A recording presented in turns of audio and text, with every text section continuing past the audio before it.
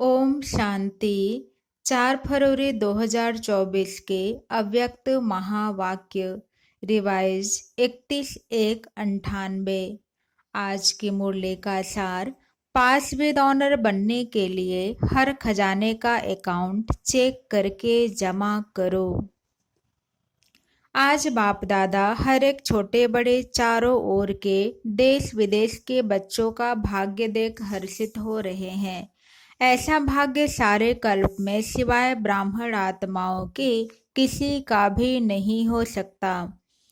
देवताएं भी ब्राह्मण जीवन को श्रेष्ठ मानते हैं।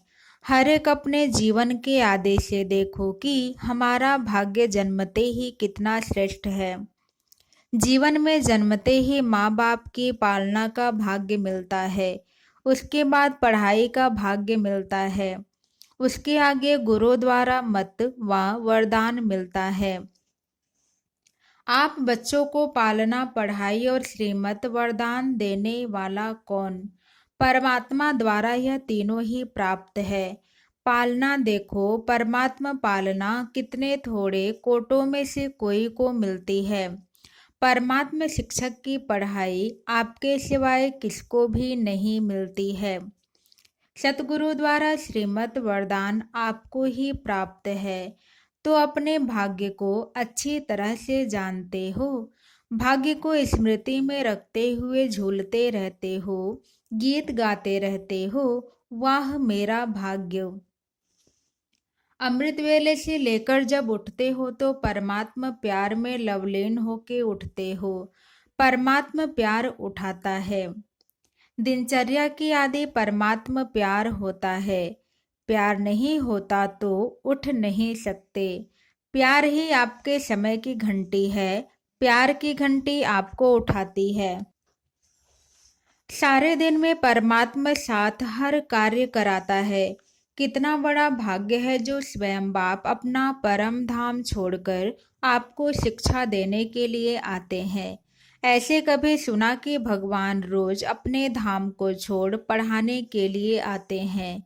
आत्माएं चाहे कितना भी दूर दूर से आए, परम धाम से दूर और कोई देश नहीं है। है कोई देश? अमेरिका, अफ्रीका दूर है। परम धाम ऊंचे ते ऊंचा धाम है। ऊंचे ते ऊंचे धाम से ऊंचे ते ऊंचे भगवान ऊंचे ते ऊंचे बच्चों को पढ़ाने आते हैं। ऐसा भाग्य अपना अनुभव करते हो। सतगुरु के रूप में हर कार्य के लिए श्रीमत भी देते और साथ भी देते हैं। सिर्फ मत नहीं देते हैं, साथ भी देते हैं। आप क्या गीत गाते हो? मेरे साथ साथ हो कि दूर हो? साथ है ना। अगर सुनते हो तो परमात्मा टीचर से, अगर खाते भी हो तो बाप दादा के साथ खाते हो। अकेले खाते हो तो आपकी गलती है। बाप तो कहते हैं मेरे साथ खाओ। आप बच्चों का भी वायदा है, साथ रहेंगे, साथ खाएंगे, साथ पिएंगे, साथ सोएंगे और साथ चलेंगे। सोना भी अकेले नहीं है। अकेले सोते हैं तो बुरे स्वप्न व बुरे ख्यालात स्वप्न में भी आते हैं। लेकिन बाप का इतना प्यार है जो सदा कहते हैं मेरे साथ सो, अकेले नहीं सो। तो उठते हो तो भी साथ, सोते हो तो भी साथ, खाते हो तो भी साथ, चलते हो तो भी साथ। अगर दफ्तर में जाते हो, बिजनेस करते हो तो भी बिजनेस की आप ट्रस्टी हो, लेकिन मालिक बाप है। दफ्तर में जाते हो तो आप जानते हो कि हमारा डायरेक्ट बॉस बाप दादा है। यह निमित्त मात्र है। उनके डायरेक्शन से काम करते हैं। कभी उदास हो जाते हो तो बाप फ्रेंड बनकर बहलाते हैं, फ्रेंड भी बन जाता है। कभी प्रेम में रोते हो, आंसू आते हैं तो बाप पोंछने के लिए भी आते हैं और आपके आंसू दिल के डिब्बे में मोती समान समा देते हैं। अगर कभी कभी नटखट होके रूठ भी जाते हो तो रुसते भी हो बहुत मीठा मीठा, लेकिन बाप रूठे हुओं को भी मनाने आते हैं। बच्चे कोई बात नहीं, आगे बढ़ो। जो कुछ हुआ बीत गया, भूल जाओ। बीती सो बीती करो, ऐसे मनाते भी हैं। तो हर दिनचर्या किसके साथ है? बाप दादा के साथ। बाप दादा को कभी कभी बच्चों की बातों पर हंसी भी आती है। जब कहते हैं बाबा आप भूल जाते हो, एक तरफ तो कहते हैं कंबाइंड है। कंबाइंड कभी भूलता है क्या? जब साथ साथ है तो साथ वाला भूल सकता है क्या? तो बाबा कहते हैं शाबाश, बच्चों में इतनी ताकत है जो कंबाइंड को भी अलग कर देते हैं। है कंबाइंड और थोड़ा सा माया कंबाइंड को भी अलग कर देती है। बाप दादा बच्चों का खेल देखते यही कहते हैं, बच्चे अपने भाग्य को सदा स्मृति में रखो। होता क्या है, सोचते हो हाँ मेरा भाग्य बहुत ऊंचा है, लेकिन सोचना स्वरूप बनते हो, स्मृति स्वरूप नहीं बनते हो। सोचते बहुत अच्छा हो, मैं तो यह हूँ, मैं तो यह हूँ, मैं तो यह हूँ, सुनाते भी बहुत अच्छा हो, लेकिन जो सोचते हो, जो कहते हो, उसका स्वरूप बन जाओ। स्वरूप बनने में कमी पड़ जाती है। हर बात का स्वरूप बन जाओ। जो सोचो वह स्वरूप भी अनुभव करो। सबसे बड़े ते बड़ा है अनुभवी मूर्त बनना। अनादि काल में जब परमधाम में है तो सोचना स्वरूप नहीं है, स्मृति स्वरूप है। मैं आत्मा हूँ, मैं आत्मा हूँ, यह भी सोचने का नहीं है, स्वरूप ही है। आदि काल में भी इस समय के पुरुषार्थ का प्रारब्ध स्वरूप है। सोचना नहीं पड़ता मैं देवता हूँ, मैं देवता हूँ, स्वरूप है। तो जब अनादि काल आदि काल में स्वरूप है, तो अब भी अंत में स्वरूप बनो। स्वरूप बनने से अपने गुण शक्तियां स्वतः ही इमर्ज होते हैं। जैसे कोई भी ऑक्यूपेशन वाले जब अपने सीट पर सेट होते हैं, तो वह ऑक्यूपेशन के गुण कर्तव्य ऑटोमेटिक इमर्ज होते हैं। ऐसे आप सदा स्वरूप के सीट पर सेट रहो तो हर गुण, हर शक्ति, हर प्रकार का नशा स्वतः ही इमर्ज होगा। मेहनत नहीं करनी पड़ेगी। इसको कहा जाता है ब्राह्मणपन की नेचुरल नेचर, जिसमें और सब अनेक जन्मों की नेचर समाप्त हो जाती है।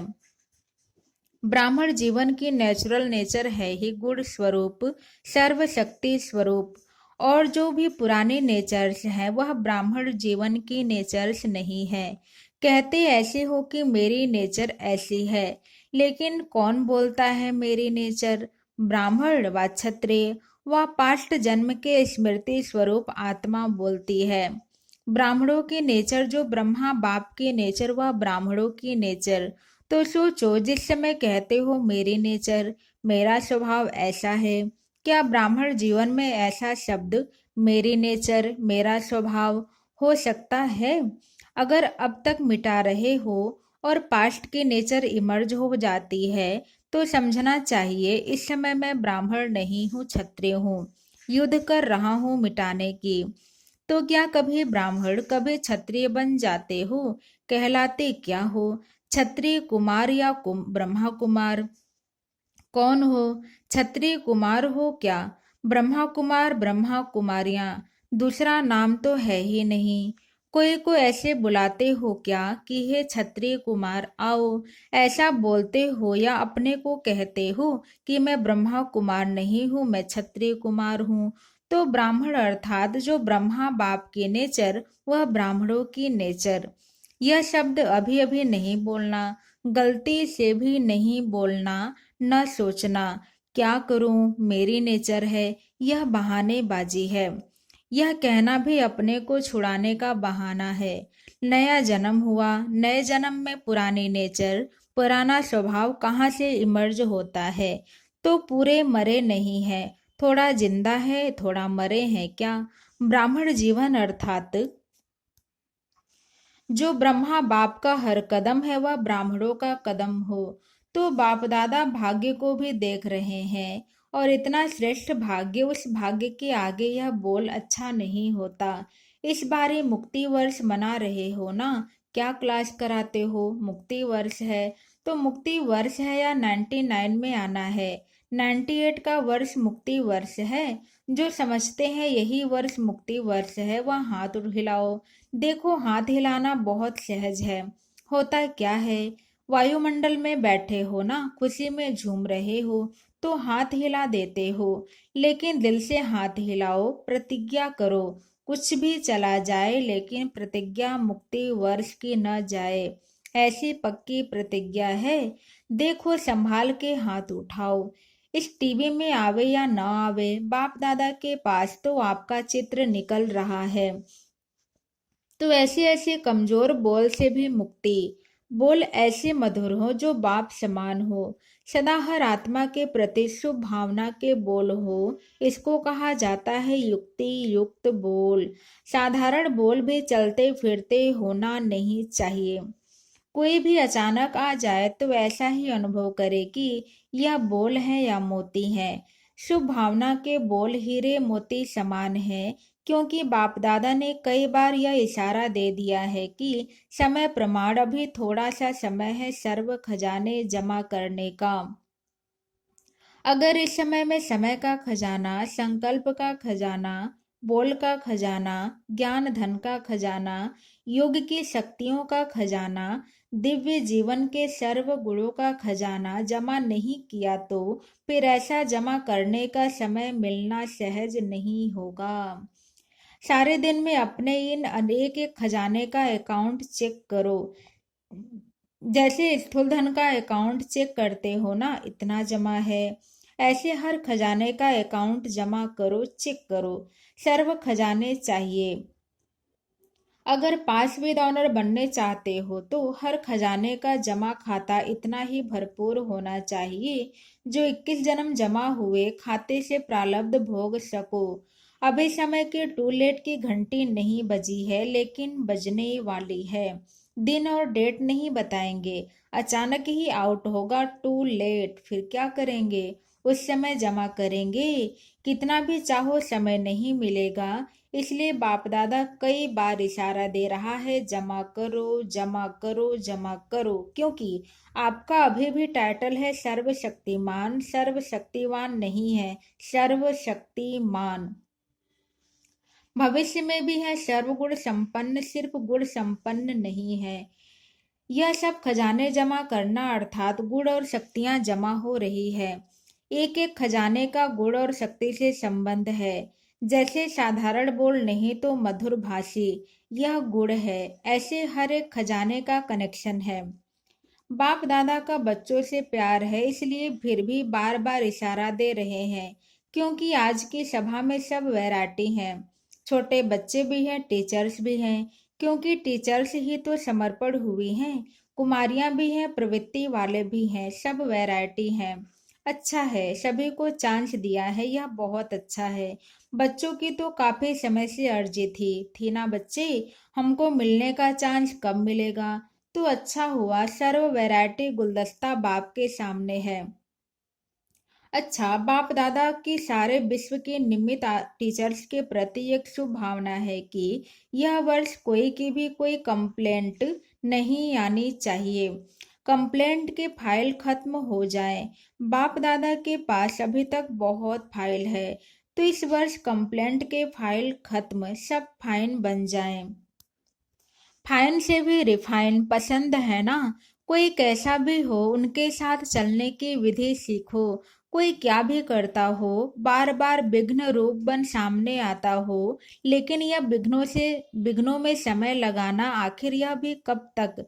इसका भी समाप्ति समारोह तो होना है ना। तो दूसरे को नहीं देखना, यह ऐसे करता है, मुझे क्या करना है? अगर वह पहाड़ है तो मुझे किनारा करना है, पहाड़ नहीं हटना है। यह बदले तो हम बदलें, यह है पहाड़ हटे तो मैं आगे बढ़ूं। न पहाड़ हटेगा न आप मंजिल पर पहुंच सकेंगे।